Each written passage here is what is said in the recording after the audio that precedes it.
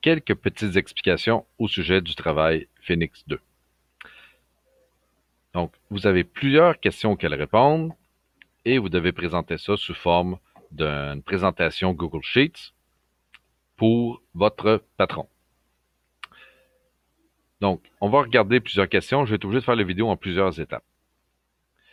Quelles étaient la vitesse initiale et l'accélération moyenne de la sonde juste avant la rentrée atmosphérique? Mais là, on n'a pas le choix de découvrir quand est-ce s'est produit la rentrée atmosphérique. Et pour ça, dans mon graphique ici, à partir de toutes mes données du début jusqu'à la fin, j'ai fait un graphique de la vitesse en fonction de l'altitude.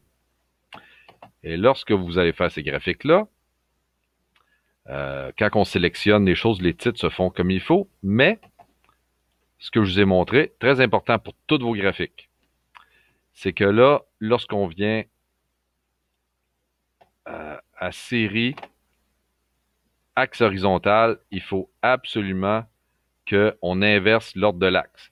Il faut que ça parte à gauche de 600 km et que ça suive l'ordre logique du temps où est-ce qu'à 0 km, c'est lorsque la sonde s'est peut-être ou non écrasée. Donc, première étape, quand est-ce que d'après vous, en regardant ce graphique-là, la rentrée atmosphérique se fait? Sauf que là, on manque un peu de précision. Je répète, les graphiques, c'est gratuit. Faites-en plus, c'est faux.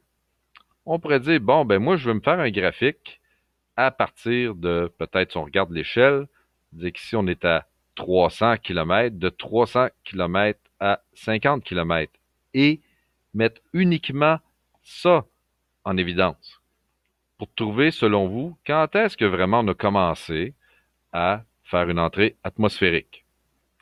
Fait que là, on demande la vitesse initiale juste avant la rentrée atmosphérique, c'est quelque part ici. L'accélération moyenne avant la rentrée atmosphérique, ben là, on voit, voyez-vous que ça fait quand même une belle droite ici. Vous pouvez prendre du début, la vitesse ici et le temps ici et là pour déterminer votre accélération moyenne. Vous ne pourrez pas, dans le graphique, dans vos données, faire une formule qui va faire votre accélération moyenne du début jusqu'à la fin. Non, il faut décortiquer les mouvements. Ça, c'est des calculs que vous allez faire à part l'accélération moyenne en décidant votre point initial et le point final. L'accélération instantanée, elle, parce qu'on la demande à certains endroits, un rappel comprend la méthode des intervalles courts. Donc, tu utilises, en faisant une formule, en mettant des parenthèses, la vitesse suivante moins la vitesse précédente, divisé par le temps suivant moins le temps précédent. Mais l'écart va toujours être de 2, peu importe à quelle ligne on se met. L'écart entre le point suivant et précédent va toujours être de 2 secondes. Donc, ta formule, il pourrait y avoir un divisé par 2, simplement. Là, ta formule, tu pourras copier-coller jusqu'à la fin et les accélérations instantanées peuvent être révélatrices de certains événements.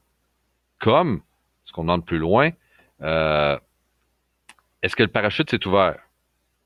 Mais là, ça devrait paraître lorsqu'il rouvre. Fait que les accélérations instantanées, c'est en regardant vos graphiques et vos données que vous allez trouver. Et encore là, comme je vous dis, des fois, c'est bon de mettre en évidence certains événements. Comme ici, il se passe peut-être plein de choses dans les derniers kilomètres. Il faudrait faire un graphique juste là. Et dans votre présentation, quand vous allez copier le graphique et le coller dans votre PowerPoint, là, vous pourrez ajouter des flèches, des petits bouts de texte pour dire, ah, c'est ici la rentrée atmosphérique. On va me décorer ça comme il faut.